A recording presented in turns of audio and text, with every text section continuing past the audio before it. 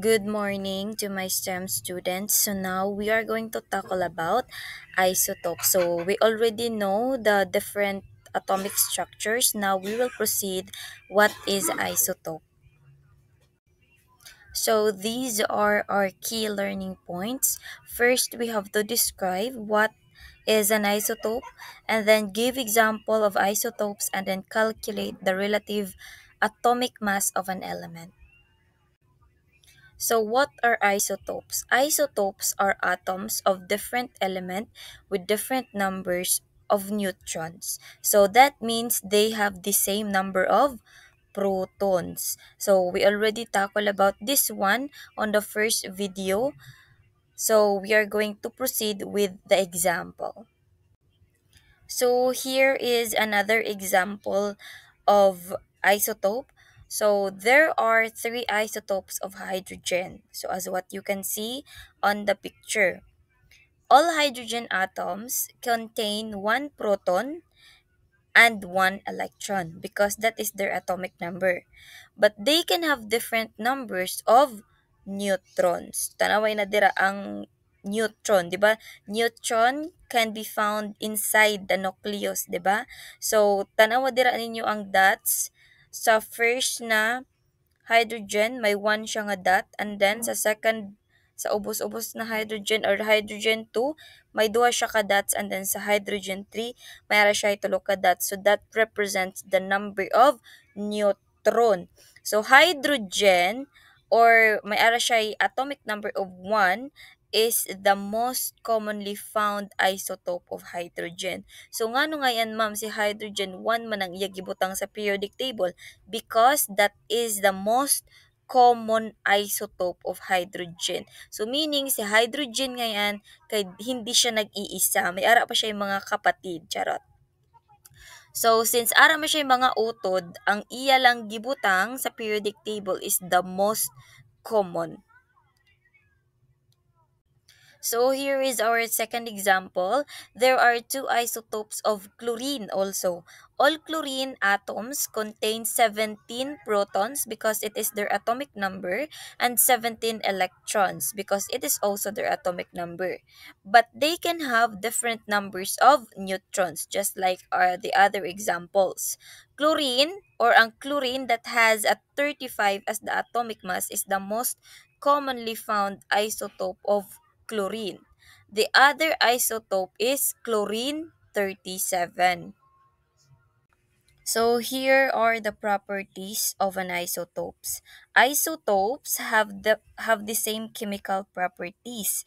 This is because the number of electrons determines chemical properties. Isotopes have the same number of electrons in their atoms. So regardless ngayon, even though they have different number of neutrons, they are they have the same property. They behave the same.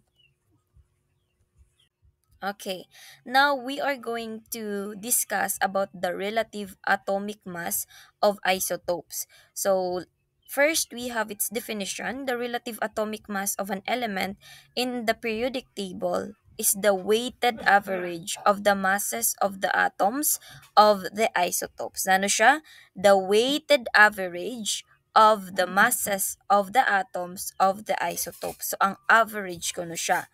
And then, no need to worry kay magpakita ko sa nasang calculations on the other slides. So, relative atomic mass takes into account the abundance of each of the isotopes of the element. So, here is an example for chlorine. The relative atomic mass of chlorine is 35.45. So, when we talk about isotopes, dili na siya ninyo i-round off. Say the same gayod. Kung ano inyo makita sa periodic table, talking about isotopes, you will use that one. So the relative atomic mass of chlorine is 35.45 rather than a whole number or a round of nemo. This is due to chlorine having two isotopes, si chlorine 35 and si chlorine 37. So ara ngayon siya sang isotopes that si chlorine. Okay, so in calculating the relative atomic mass, of course, aragad kita dapat sang formula. So what is the formula? it is relative atomic mass. Ang iya symbol is A, and then sa ubos kay may aras ang AR. Oh, excuse na nagad ang akong kanding dira. So, for the relative atomic mass, we have mass of isotope of or the first isotope, mass of isotope 1 times the abundance plus mass of isotope 2 times the abundance, and if ever may ara siya tulo tulo ka isotopes or four ka isotopes, imo lang gid siya dira ipuno. So for example, if may ara kay tulo ka isotopes, imo lang siya plasan mass of isotope 3 times abundance divided by 100. So no need to worry kay akon ina pakitaan sang calculations or calculation on the next slide or example.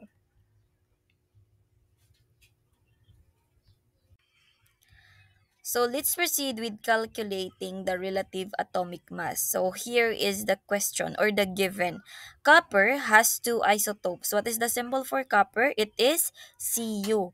So copper has two isotopes, the copper 63 and the copper 65.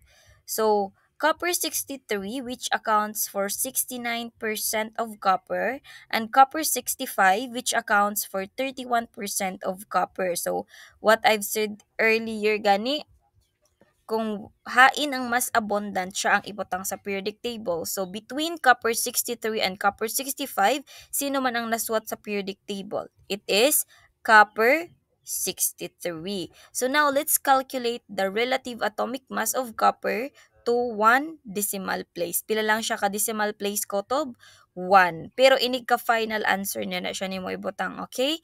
So, sayon da siya kaayo. So, here, copper 63, imo lang siya i-multiply sa ang iya abundant percent. So, pila man ang copper 63? Account 69. So, imo lang siya i-multiply. 69 times 63. Okay? And then, so, timasad to kay average man siya. So, imo din siya i-plus. Okay? 69 times 63 plus 31 times 65 equals 6,362.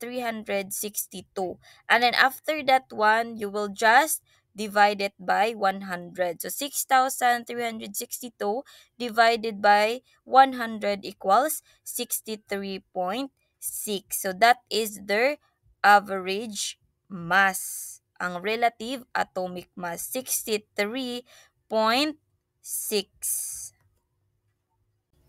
So in the next slides, it contains your activity or the let's practice naton, mga common naton na let's practice. So for this one, write it on one whole sheet of paper, show your solution, and then i-PM sa akon. Okay? And then the deadline will be sara. Sara na adlaw 5 p.m. Okay, thank you so much. Feel free to pause the video and then screenshot. Excuse me lang gid sa kon iring kay nagkuan siya, inhit siya sara. So this is the first given.